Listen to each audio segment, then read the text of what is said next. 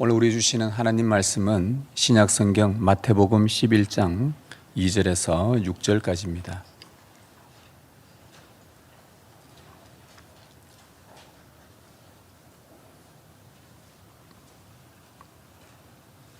하나님의 말씀을 다 찾아서 우리 함께 한 절씩 교독하고 마지막 절은 같이 읽도록 하겠습니다.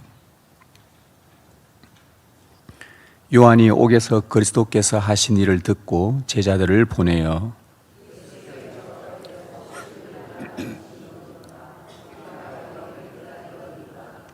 예수께서 대답하여 이르시되 너희가 가서 듣고 보는 것을 요한에게 알리되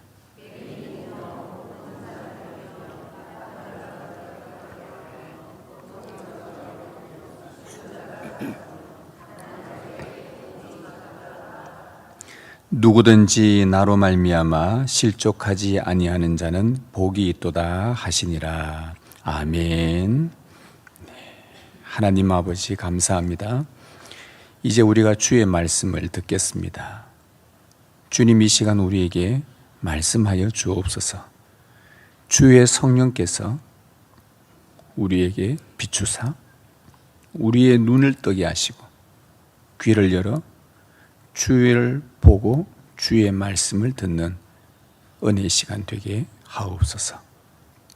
주님 말씀하옵소서. 우리가 주의 말씀을 듣겠나이다. 우리 주 예수님의 이름으로 기도드립니다. 아멘.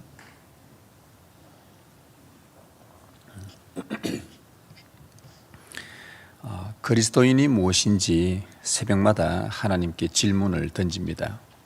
기도할 때마다 주님, 그리스도인이 무엇입니까? 그리스도인이 어떤 사람입니까? 하면서 그렇게 질문하며 기도합니다.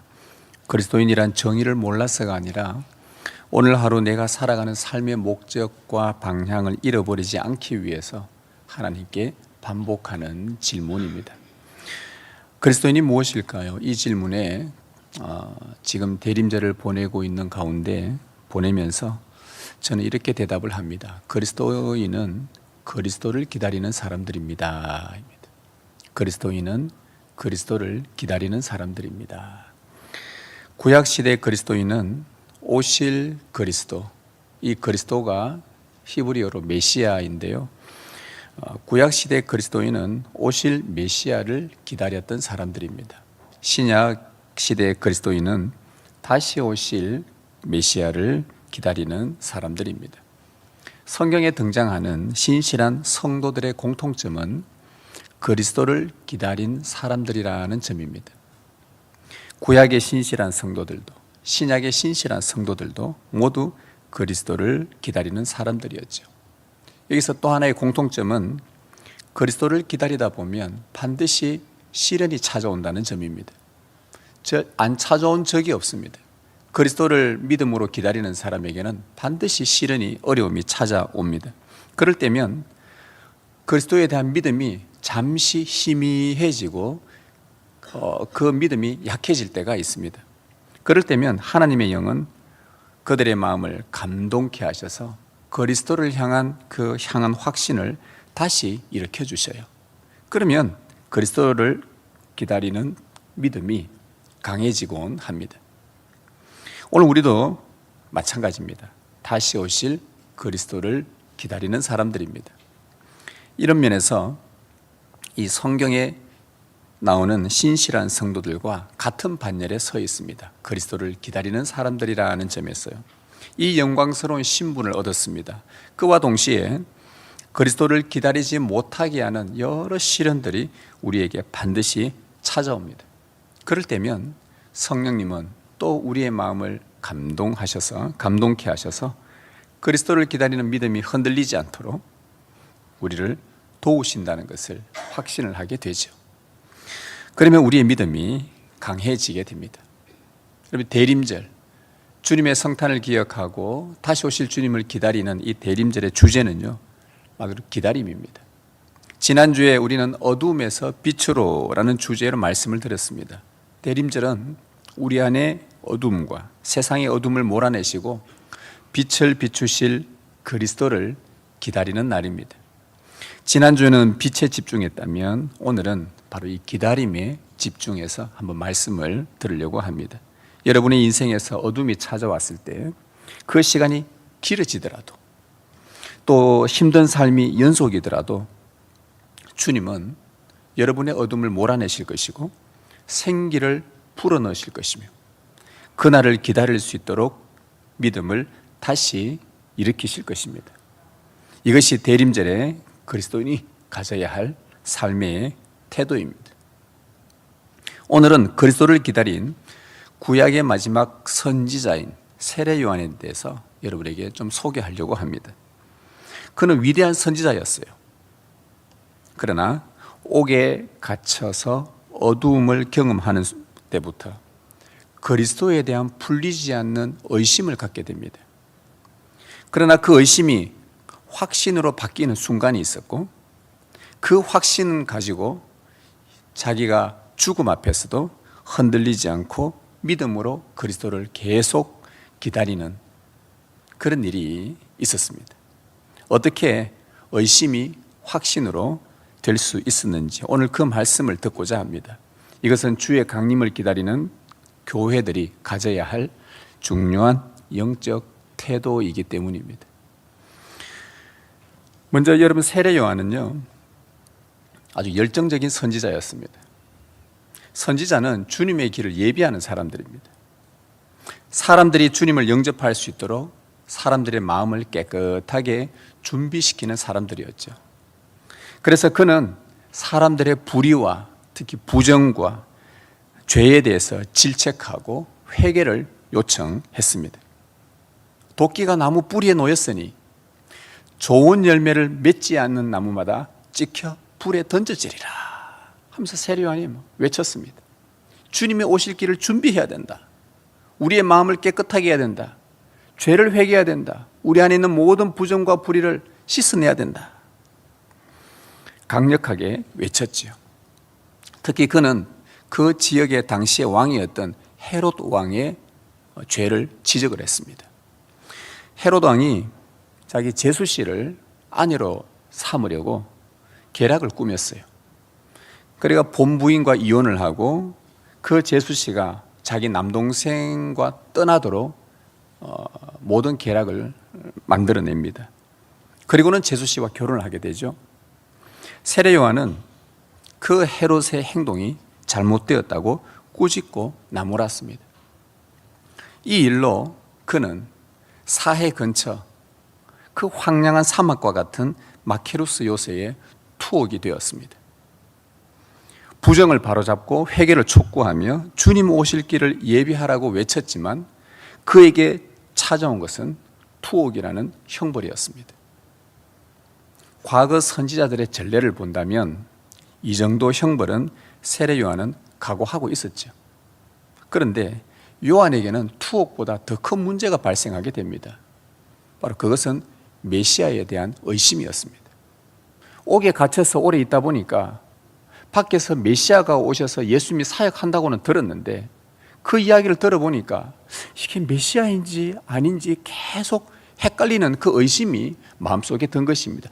투옥되는 거야 뭐 선지자들이야 당연한 일인데 투옥보다 더 염려되었던 것이 메시아에 대한 의심이었어요. 여러분, 우리에게 환난이 찾아오고 어려움이 찾아오고 도무지 견딜 수 없을 만한 일들이 찾아오면요, 그거 좋다, 예수 믿는 사람으로서 내가 견딜 수는 있겠다. 그런데 뭐가 더 문제냐, 이 일로 인해서 예수님에 대한 나의 믿음이 희미해질까 봐, 없어질까 봐, 사라질까 봐, 과연 주님이 지금 나 안에서 역사하고 계시는가? 그런데 왜 나의 현실이 이렇지? 라고 할 때 그때에 찾아오는 의심이 사실 무서운 겁니다. 세례 요한이 예수님의 메시아 되심에 의심을 가졌던 이유가 몇 가지 있는데요. 첫 번째 이유가 뭐냐 하면은 요한은 부정한 저 헤롯을 예수님이 메시아라면 당장에 심판하셔야 되는데 예수님 보니까 당장 헤롯을 심판하지 않는 거예요. 저 악한 자를. 그게 마음에 불편했던 겁니다. 자신은 온몸을 다해 부정과 불의를 책망하며 주의 길을 예비하고 있는데 메시아로 오신 예수님은 메시아로 왔으면 저 악한 헤롯을 당장 심판해야 되는데 가만히 두는 것을 보고는 세례요한 마음에 과연 저 예수님이 이 민족을 새롭게 할 메시아인가 그리스도인가 라고 의심을 품었던 것입니다. 그가 진실로 그리스도라면 과연 저 악한 자를 그냥 바로 당장 심판하지 않고 저를 내버려 둘 수 있는가? 그에 대한 첫 번째 의심이었어요. 또 하나의 의심은 뭐냐면 자신은 정의를 외치다가 옥에 갇혔는데 예수님은 메시아라고 하시면서 정의를 위해 투옥된 요한이 옥에서 풀려나도록 어떤 조치도 취하지 않는다는 것을 보게 된 것입니다. 왜냐하면 그는 이사야 말씀에 보면 여호와의 영이 메시아에게 임하여서 그가 이 땅에 오면 갇힌 자를 놓아주고 이 말씀을 믿고 있었거든요. 그런데 자기는 지금 정의를 위해 외쳤는데 자기가 갇혀 있는데 예수라는 자가 메시아라고 온 것 같은데 자기는 여전히 풀려나지 않고 있는 거예요. 말씀이 성취가 안 되고 있는 겁니다. 갇힌 자를 풀어주지 않는 예수님의 행동에 과연 구약에서 예언한 그리스도가 맞는지 의심을 지울 수가 없었지요. 또 한 가지 의심은 뭐냐 하면 요한은 죄와 불의를 책망하며 금식에 전념을 했습니다. 주님이 오실 길을 예비해야 되니까 사람들의 죄를 지적하고 깨끗하게 하고 이 일에 애를 쓰다 보니까 죄와 불의를 책망하고 하다 안 되니까 금식까지 하고 그래서 세례 요한은 금식으로 유명했었습니다. 그런데 자기가 감옥에 있으면서 밖에서 들리는 예수님의 사역을 자꾸 귀로 듣다 보니까 무슨 일이 들리냐? 예수님은 금식은커녕 잔치집에 돌아다니고 사람들하고 먹고 특히 유대인들이 그토록 피하는 죄인들, 죄가 많은 사람들과 함께 어우러져서 밥 먹고 식탁 교제 나누고 이 소문을 들은 거예요. 감옥에서. 과연 그가 오시기로 한 그리스도가 맞는지 의심을 지울 수가 없었습니다. 그래서 그는 이 의심을 해결하기 위해서 자기 제자들을 예수님께 보냅니다. 좀 물어봐라.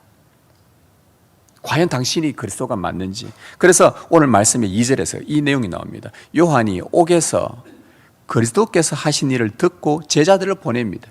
그리고 3절에서 예수께 여짜오되 오실 그이가 당신이 오니까 오실 메시아 그리스도가 당신 맞습니까? 우리가 만약 당신이 아니라면 다른 메시아를 다른 그리스도를 기다려야 합니까? 세례 요한의 질문이었습니다. 요한의 의심은 예수님 당신이 진짜 그리스도가 맞냐고. 아니라면 우리가 다른 그리스도를 기다려야 됩니까?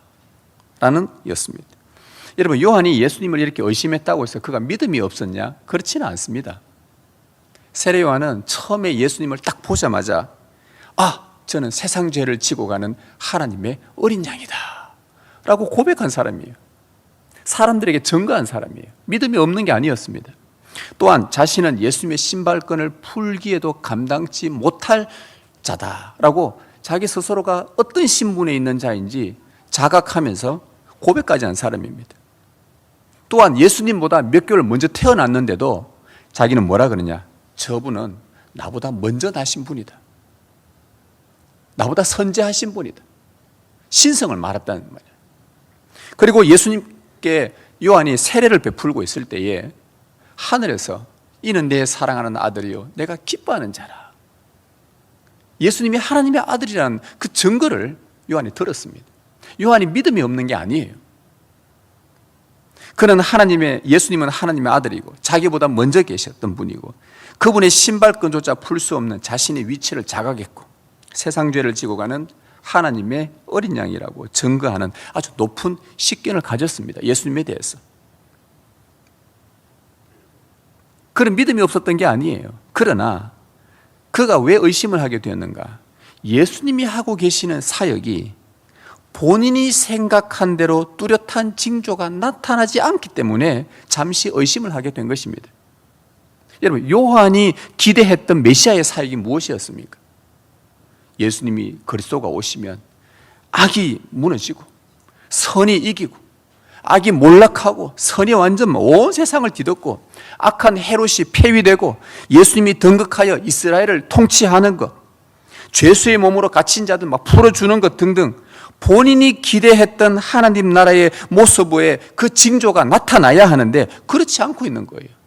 그래서 그가 그리스도인가? 믿음이 없었던 것은 아닌데 그렇지 않은 이 모습에 그가 약간 의심을 하게 된 것입니다.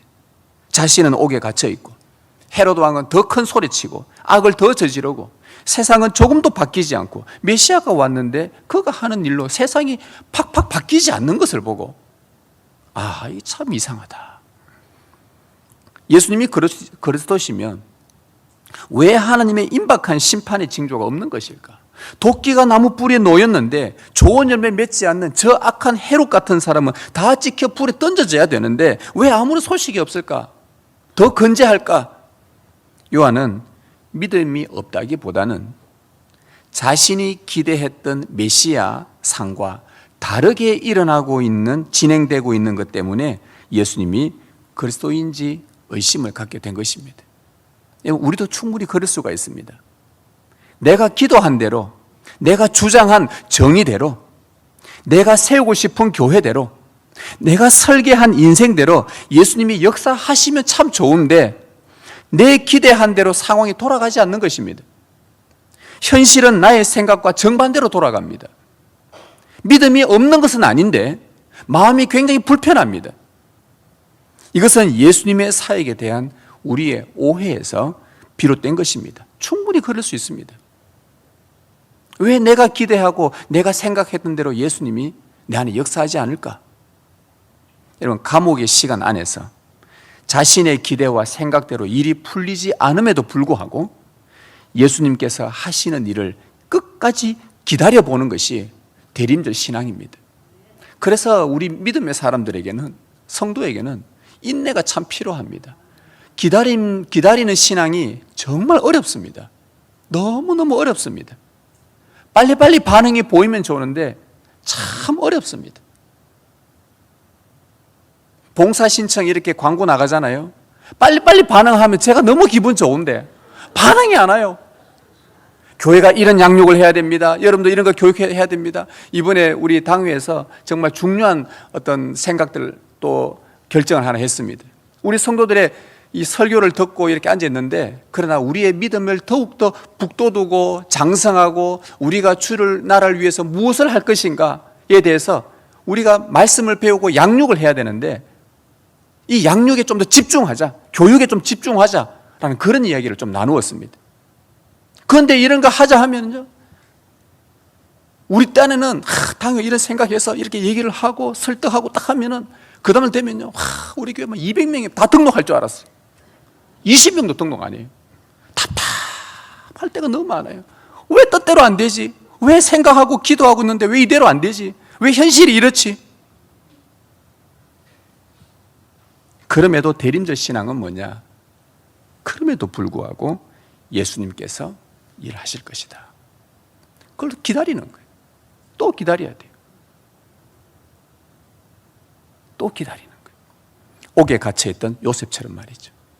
그래서 기다림이라는 것은 나에게 찾아온 현실을 외면하는 것이 아니라 현실을 인정하고 그럼에도 끝까지 그리스도를 향한 신앙을 붙드는 싸움입니다. 신앙의 성숙은 나의 의문이 사라지는 것이 아니라 요한처럼 그 의문을 붙들고요, 주님께 가는 거예요. 왜 하나님은 더디게 일하십니까? 주님은 오신다고 했는데 왜 올 기미가 이렇게 보이지 않습니까? 2000년이 되어도 지금 지구촌 그 한 구석에는 예수님 믿는 것 때문에 순교당하고 죽어가고 있고 학살당하고 있고 폭력당하고 있고 맞아 죽어가고 있는데 왜 주님 빨리 안 오십니까? 우리가 원하는 현실이 주어지지 않을 때 이런 의문을 주님께 가져가 기도하며 그리스도께서 하실 일을 기다리는 공동체가 바로 교회입니다. 이러한 세례 요한의 질문에 우리 두 번째 살펴볼 것은 예수님께서 어떻게 대답하시는가. 참 온유하게 대답해 주십니다. 4절, 5절 우리 같이 한번 읽도록 하겠습니다. 시작.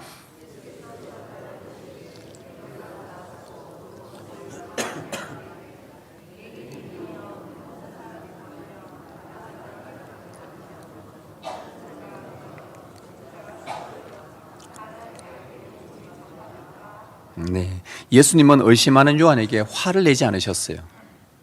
참 온유하게 대답해 주셨습니다. 여러분, 우리가 예수님께 이런 말을 한다고 가정해 보십시오. 지금 세례 요한이 제자들 통해서 예수님께 물었던 질문이 있죠. 과연 당신이 그리스도 맞습니까?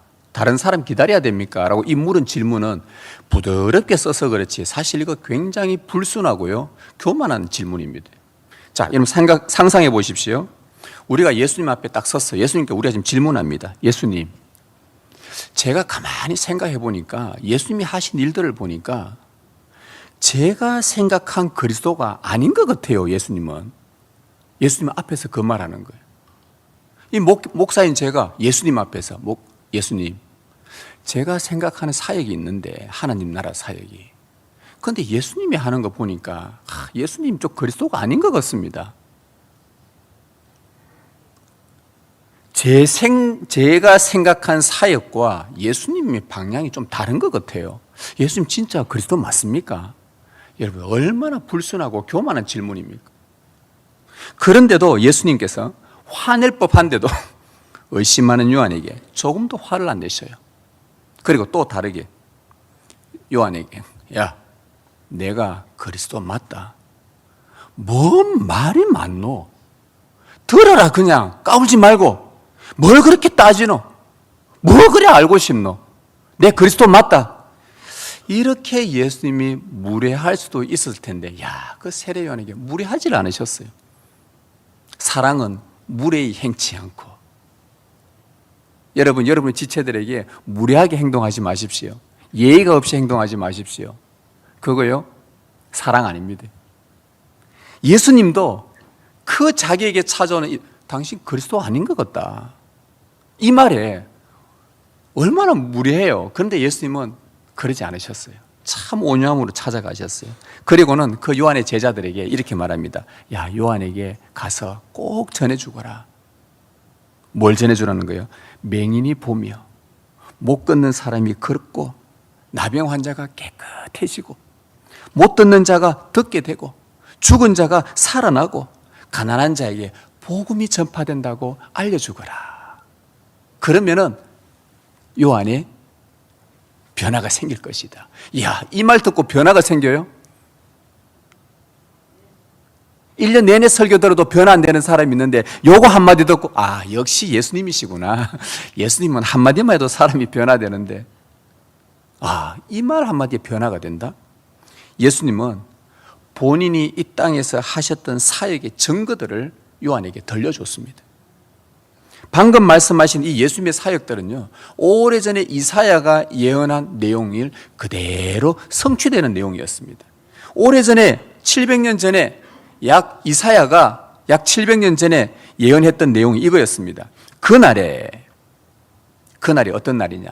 그리스도가 오시는 날에 어둡고 캄캄한 데서 맹인의 눈이 볼 것이며, 또 그때에 그리스도가 오시는 날에 못 듣는 사람의 귀가 열릴 것이며, 또 그때에 저는 자는 사슴같이 뛸 것이며 말 못하는 자의 혀는 노래하리니, 그때에 주 여호와의 영이 내게 내리셨으니 이는 여호와께서 내게 기름을 부으사 가난한 자에게 아름다운 소식을 전하게 하려 하심이라.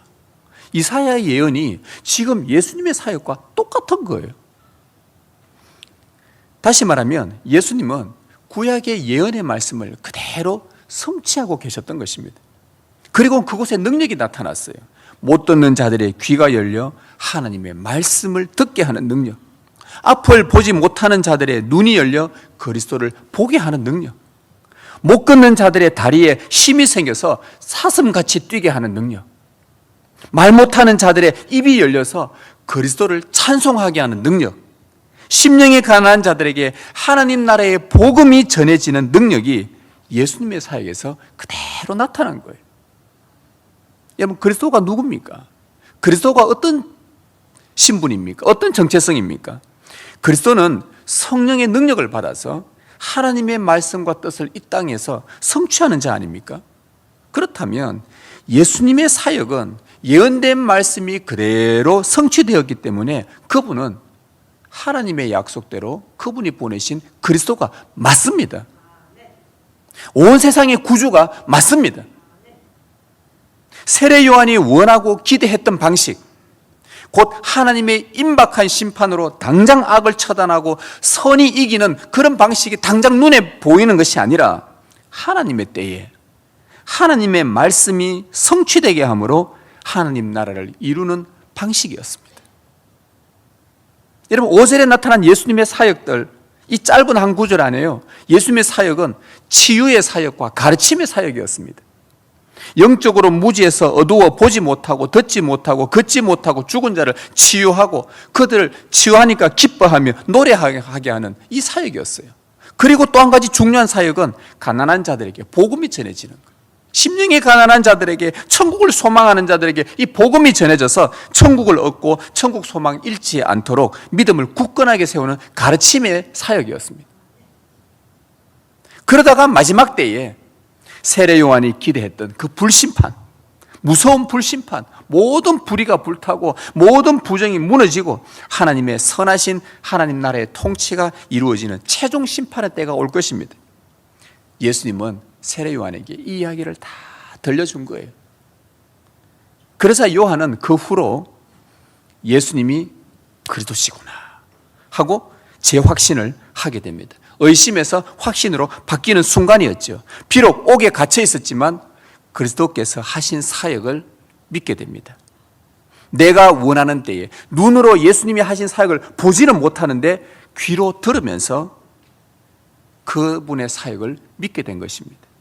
내가 원하는 때에 내가 기대했던 것이 현실로 나타나는 것이 아니라 내가 생각했던 바들, 내가 기대했던 바들, 이렇게 되면 요런 결과가 나와야지라고 하는 그 때가 아니라, 그것이 현실로 나타나는 것이 아니라 하나님의 때에 그분의 방식으로 그분의 뜻이 이루어지길 이제는 감옥에서 기다렸던 거예요.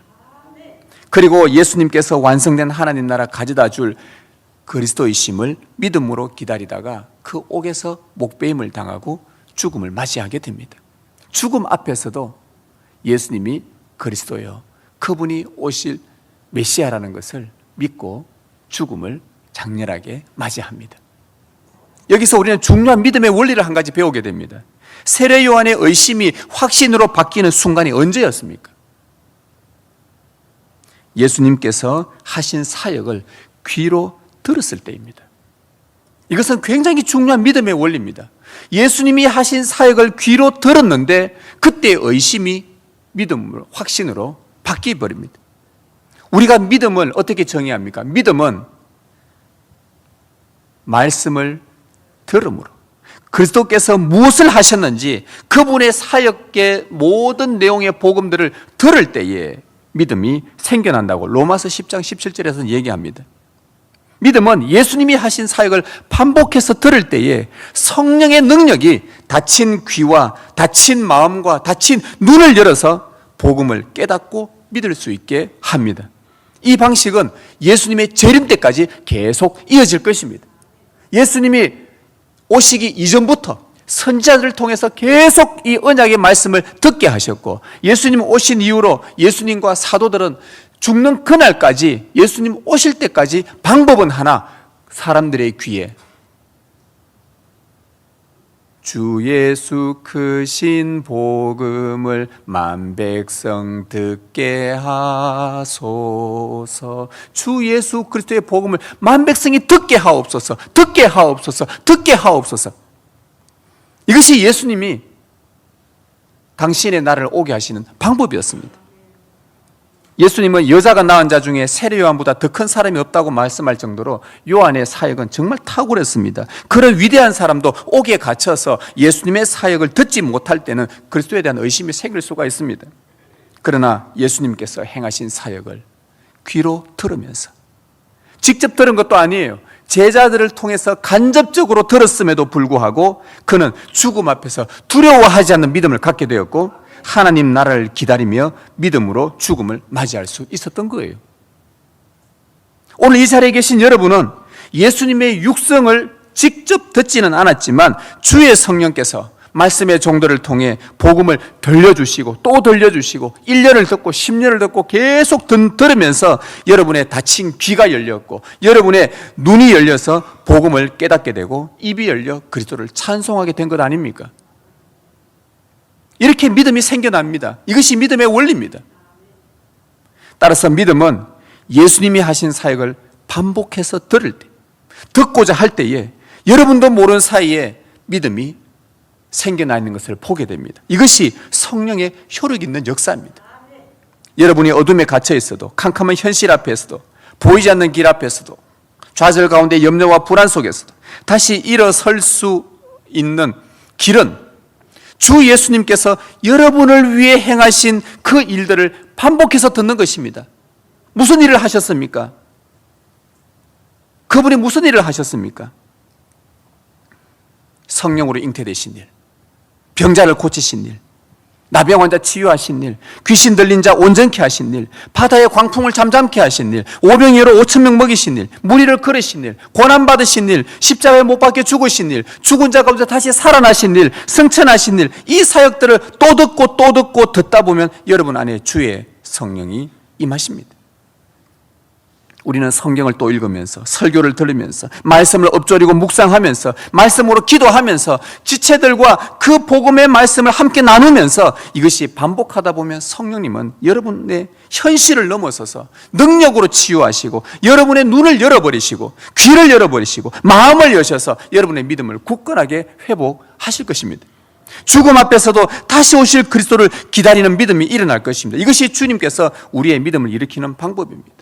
이렇게 일으키고 나면 성령님은요, 주님께서 하신 일들이 이게 나의 구원을 위한 것이었구나, 주님께서 하신 모든 사역들이 내 영혼에 유익한 것이었구나, 주님께서 하신 모든 사역이 내게 영원한 나를 주기 위한 것이었구나, 하나님의 상속자로 세상을 다스리며 왕노릇하게 하실 것이라고 믿도록 역사하시는 거구나.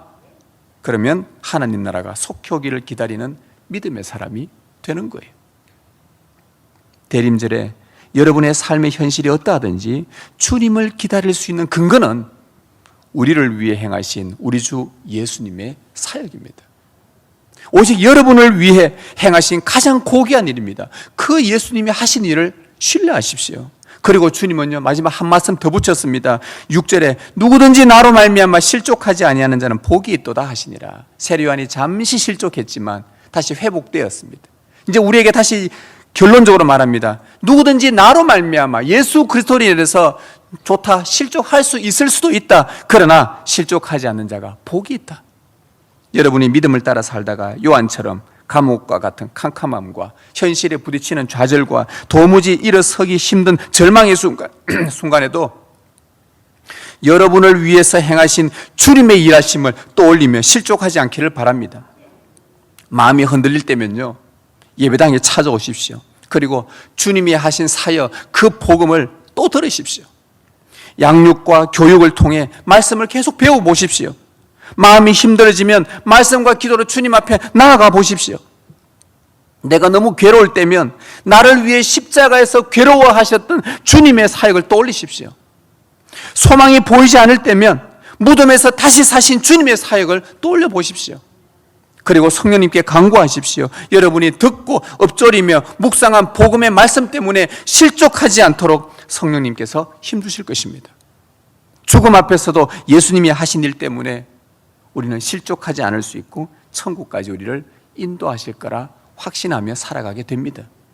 성도 여러분, 이 대림절에 그리스도를 기다리는 참된 기다림은 오래도록 우리의 전통과 경험을 통해 고집했던 이 고정관념을 내려놓는 시간이고요, 그리고는 우리를 위해 행하신 주님의 사역을 바라보는 것입니다.